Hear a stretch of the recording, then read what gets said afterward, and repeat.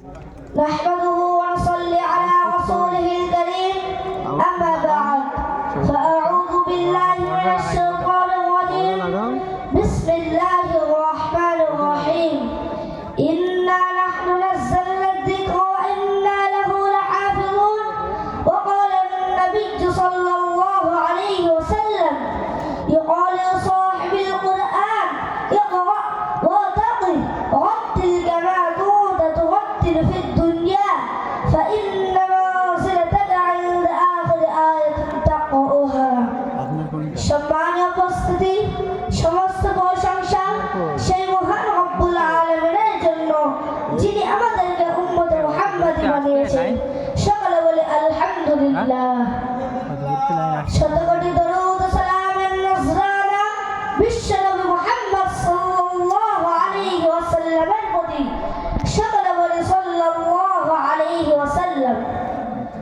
এখানে উপস্থিত আসতে যায় কেরামগণ ও মাননীয় মুহতামিম সাহেব ও বাইরে থেকে আগত মেহমানদেরকে আমার আন্তরিক সালাম শ্রদ্ধা জানিয়ে আজমতে কুরআন ও আজমতে হাফিজা কুরআনের বিষয়ে দুচার কথা বলবো ইনশাআল্লাহ ওয়া মা তাওফীকি ইল্লা বিল্লাহ।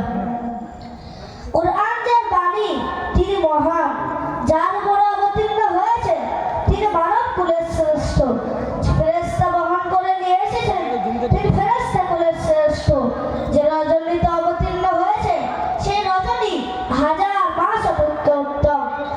যেমন আল্লাহ সুবহানাহু ওয়া তাআলা বলেছেন ইন্না আনজালনাহু ফি লাইলাতিল কদর ওয়া মা আদরাকা মা লাইলাতুল কদর লাইলাতুল কদর খায়রুম মিন আলফ শাহর। উক্ত বক্তব্য দ্বারা আমরা বুঝতে পারি যে বা যারা কুরআনের সংস্পর্শে আসবে তাদের মর্যাদাও বৃদ্ধি পাবে। যেমন রাসূলুল্লাহ সাল্লাল্লাহু আলাইহি ওয়াসাল্লাম বলেছেন খায়রুকুম মান তাআল্লামাল কুরআন ওয়া আল্লামাহু।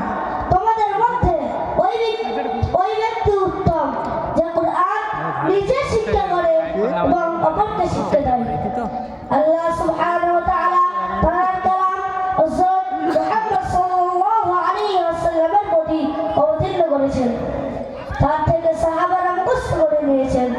তার ফজিলত বর্ণনা করার জন্য রাসূল সাল্লাল্লাহু আলাইহি ওয়াসাল্লাম বলেছেন কিয়ামতের দিবসে হাফিজে কুরআনদেরকে বলা হবে ইউকালু সাহিবিল কুরআন ইকরা ওয়াতাকি ওয়াতিল কামা কুনতা তুরাতিলু ফিদ দুনিয়া ফাইন্না মানজিলাতাকা ইনদা আখিরি আয়াতিন তাকরাউহা।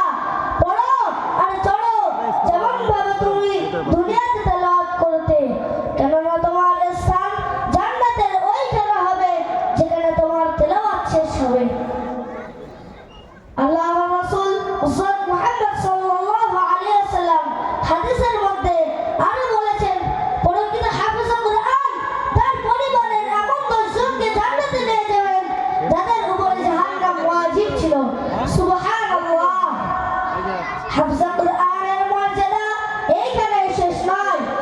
হাফেজ কুরআনের পিতামাতাকে আল্লাহ সুবহানাহু ওয়া তাআলা কিয়ামতের দিবসে হাফেজ কুরআন দের পিতামাতাকে এমন এক নূরের তাজ পরিধান করবে যে নূরের তাজ সূর্যের আলোর চেয়েও দীপ্তমান।